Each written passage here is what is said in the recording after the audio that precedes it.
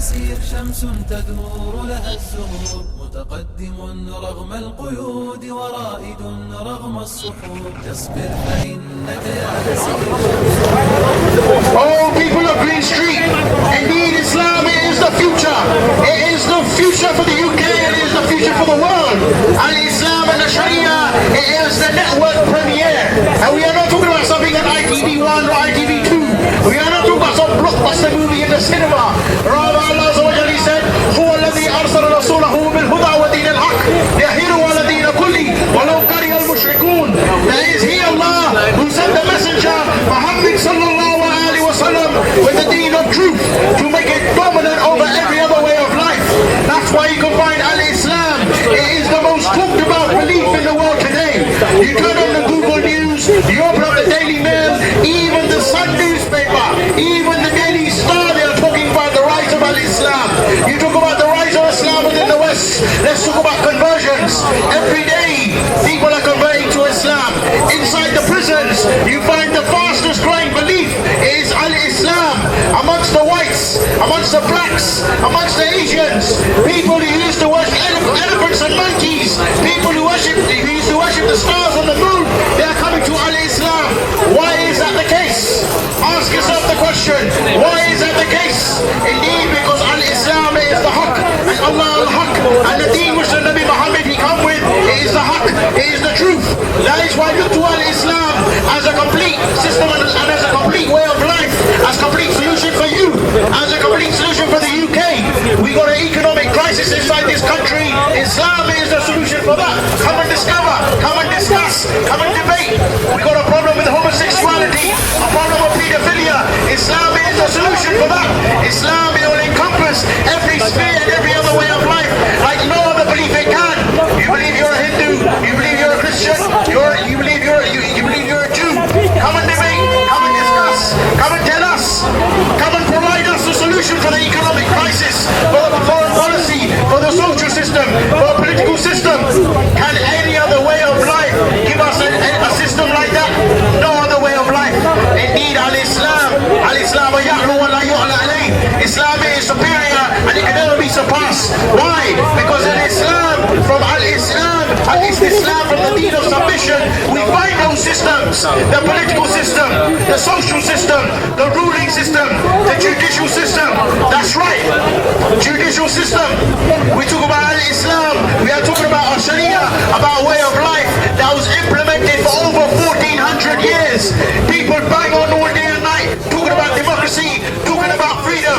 How long has democracy existed? 150, 200 years, whereas the Sharia, it was implemented for over 1400 years. And do not be confused, and do not be misguided and misled by the media, how they tell you Al-Islam is deen just for the Arabs, or Al-Islam is just restricted to Bilad al-Haramain, to Mecca or to Saudi Arabia.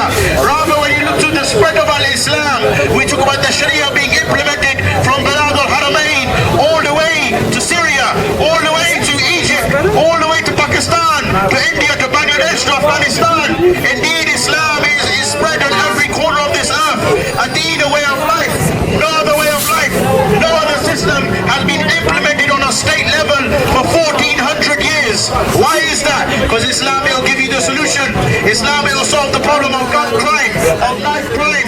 Islam will give you the solution for all of this. That is why you find all of the corruption, all of the facade under the heavens and the earth, under the guise of man-made law. Because of man, what he makes with his hands. People, they always blame religion. They say, what do you want to talk about religion for? Religion is the cause of all problems. No, my dear people. Rather, it is when man, he decides to take it upon himself to decide what is right or wrong, to decide left from right, from what to do, from what not to do. That is where you find all of the problems coming from. Who do you believe is responsible for knife crime within the UK? Who do you believe is responsible for the economic crisis, for the credit crunch within the UK? You believe Al-Qaeda? You believe Taliban? You believe it is the Muslims? No, rather it is those policy makers, those people who decide to legislate a law and order which is in accordance to their own desires. Rather, Allah said in the Quran, rule and judge by whatever Allah has revealed, and do not follow their own desires. Refer only to the Sharia, refer only to Al-Islam, and do not be a slave to your own desires.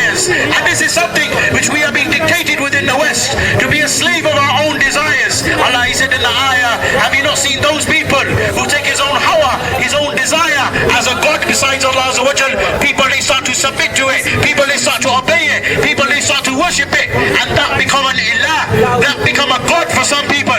You may say, how can that be the case?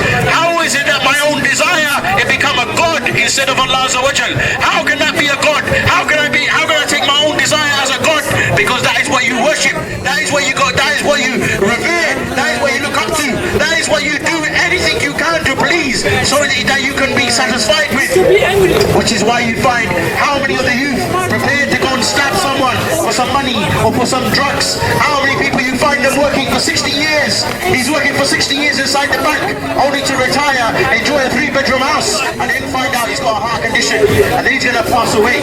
How is man supposed to enjoy all of this? Why is man dictated like this? Because of the corruption of man-made law. Because people, they submit to that false god, that false deity, that false ilah, his own desire. It becomes like a god instead of Allah. Whereas when we as Muslims, we call you to worship that true God, the true God, the only one who's worthy to be followed, obeyed and worshipped, instead of all other false deities, instead of all of those false gods. That is Allah's alone.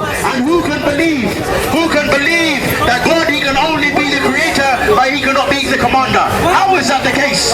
Do you believe God Almighty, he would place us on this earth without to give us any instruction, right from wrong, from what to do, from what not to do? Rather he would, indeed he would.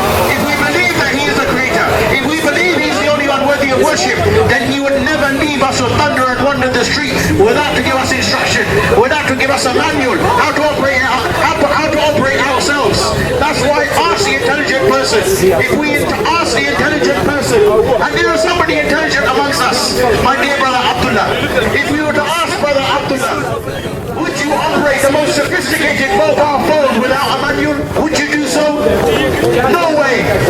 My brother here, he said no way he would operate the most sophisticated mobile phone without a manual. Would you operate the most sophisticated camcorder without a manual? No way. No way. He has a brain. He has some intelligence. He has akal. You see that? So how is it that man, he can operate himself? How is it that we as a society, we can function without to refer back to the commandments of Allah? How is it that we can function as a society without to look at the commandments of God Almighty, without to look to Islam, without to look to what is right, what is wrong, without to look to a system which can dictate to us right from wrong? Indeed, my dear people, come back to Al-Islam. Come and find out about Al-Islam. Come and discover the truth. Come and debate. Come and discuss. We are your neighbors. We are your community members. We live amongst you. And indeed, we have something to offer you. We have something to offer you much better than a gift. We have something much better to offer you than what Peacocks and Greggs has to offer you. We have got much better something to offer you than what the local Sainsbury's or Tesco's has to offer you.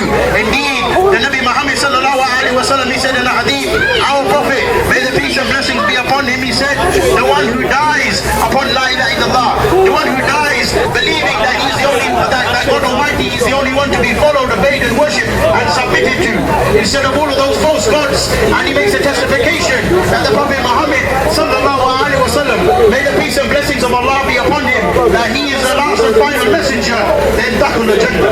For him will be the paradise. And is that not what everybody he seeks? Is that not what everybody he wants? Does not man he wish that paradise? But you can make that paradise on this earth a fruitless paradise, full of problems, full of worries, full of depression, full of headache, full of paracetamol, Nurofen, Boots Pharmacy. You can have that type of paradise. Or rather you can work towards eternal bliss, that eternal bliss, full of rivers of milk and honey.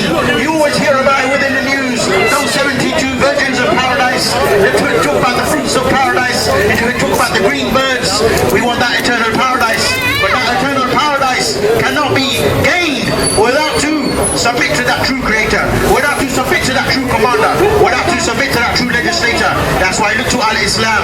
There are Muslims here, they speak the same tongue as you, they come from you, they are from the same people as you, maybe from the same country as you, maybe from the same tribe as you, but overlook all of those factors, overlook nationalism, overlook racism, and come and find out about Al-Islam. دارت نفوس بالصغار وأنت بالكبرى تدور.